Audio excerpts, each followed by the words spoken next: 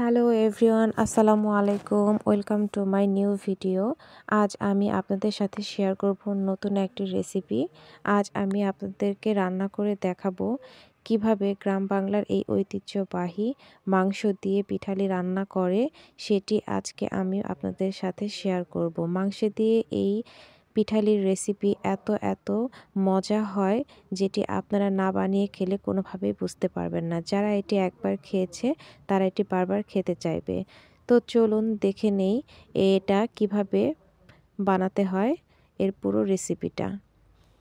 এর জন্য আমি এখানে একটি বাটিতে হাফ কেজির মতন গরুর মাংস নিয়েছি। হাড় চর্বি সহ নিলে ভালো হয়। এখানে আমি পরিষ্কার করে ধুয়ে বাটিতে মাংসগুলো নিয়েছি। এখন এগুলোকে আমি ম্যারিনেট করে রেখে দেব। এর জন্য আমি এখানে হাফ কাপ পরিমাণ পেঁয়াজ কুচি নিয়েছি এবং হাফ কাপের থেকে একটু কম 2 টেবিল চামচের মতন মরিচ ফালি করে নিয়েছি। 1.5 টেবিল চামচ পরিমাণ আদা বাটা দিচ্ছি এবং 1.5 টেবিল চামচ পরিমাণ রসুন বাটা দিচ্ছি।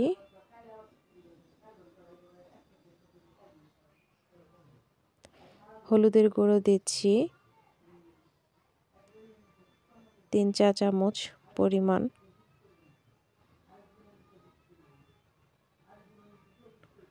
মরিচের গুঁড়ো দিচ্ছি স্বাদ মতো, লাল মরিচের গুঁড়ো আপনারা যে যেরকম পছন্দ করেন সেভাবে দিবেন। জিরার গুঁড়ো দিয়ে দিচ্ছি 2 চা চামচ। লবণ দিয়ে দেব, স্বাদ মতো লবণ দিয়ে দিচ্ছি। লবণ দিয়ে এখানে আমি হাফ কাপের মতো সরিষার তেল দিয়ে দিচ্ছি। সরিষার তেল দিয়ে এটি করলে অনেক বেশি টেস্ট হয়। এখানে আমি 3-4 টুকরো দারচিনি, 3-4টি এলাচ এবং 2টি তেজপাতা ছিঁড়ে দিয়ে দিচ্ছি। এখন এই সব কিছু আমি হাত দিয়ে ভালো করে মাখিয়ে ম্যারিনেট করে রেখে দেব 15 থেকে 20 মিনিটের মতো। একটি সাইডে আমি এটি রেখে দিচ্ছি। এখন চুলায় চলে আসছি।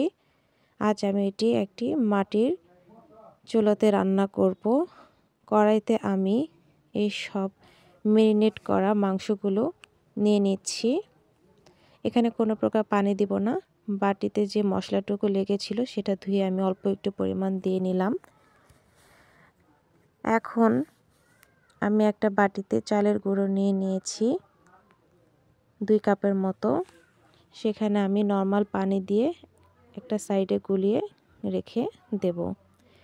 চুলায় আমি মাংস সিদ্ধ হতে দিয়েছিলাম।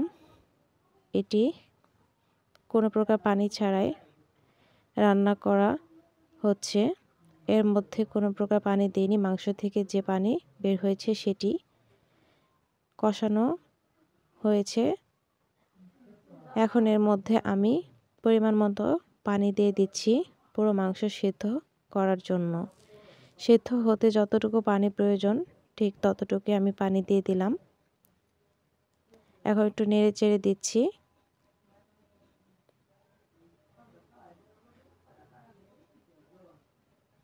যে দেখুন, এভাবে আমি ঢাকনা দিয়ে রান্না করে নিচ্ছি।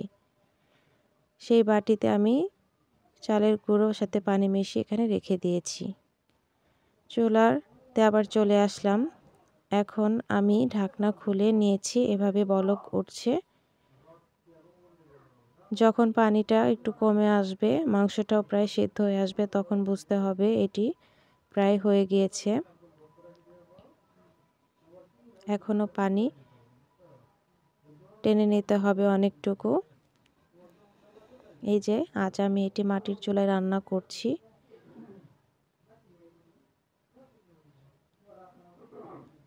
এভাবে বলক উঠছে। যখন এটি পুরোপুরি সিদ্ধ হয়ে আসবে তখন বুঝতে হবে এটি প্রায় হয়ে এসেছে। দেখুন, এখন অনেকটাই পানি কমে এসেছে। এখন আমি সেই চালের গুঁড়োর সাথে পানি মিশিয়ে যেটি রেখেছিলাম সেই মিশ্রণটা এর মধ্যে দিয়ে দিচ্ছি এভাবে দিয়ে অনবরত নাড়তে হবে। এখন নাড়া বন্ধ করা যাবে না, তাহলে তলায় লেগে যাবে। চুলার আঁচটা লো হিটে থাকবে। এভাবে নেড়ে চেড়ে যখন ঘন হয়ে আসবে তখন বুঝতে হবে এটি হয়ে গিয়েছে। এখন আমি ফোড়ন দিয়ে নিব। তো চুলায় আমি আবারও একটি পাতিলে আমি হাফ কাপ পরিমাণ সরিষার তেল দিয়ে দিয়েছি। এর মধ্যে আমি 1 চা চামচ পরিমাণ আস্ত জিরা এবং 2 টেবিল চামচ পরিমাণ পেঁয়াজ কুচি দিয়ে দিচ্ছি। এগুলো আমি ভেজে সেই মাংসের পিঠালিটা ফোড়ন দিয়ে নেব। এতে করে টেস্ট অনেক অনেক বেশি বেড়ে যাবে।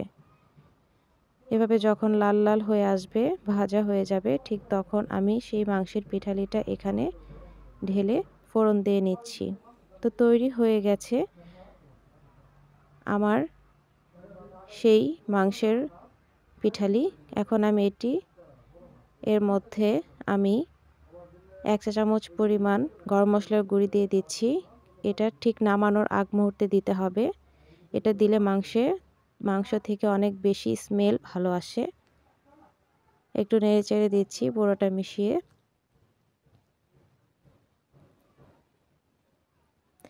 এভাবে মেশানো হয়ে গেলে 1 মিনিট পর আমি চুলা থেকে নামিয়ে নেব। এই তো হয়ে গেল আমার মজাদার সেই মাংসের পিঠালি, যেটা একবার খেলে বারবার খেতে ইচ্ছে করে। এটার টেস্ট এত বেশি ভালো, আপনারা বাসায় অবশ্যই করে খাবেন। এটি দেখতে যেরকম লোভনীয়, খেতেও সেই রকম স্বাদ হয়ে থাকে। আজ এ পর্যন্তই। পরবর্তী নতুন কোনো ভিডিও নিয়ে আবারও আসব। ভিডিওটি যদি ভালো লেগে থাকে লাইক, শেয়ার এবং কমেন্টস করবেন। আল্লাহ হাফেজ।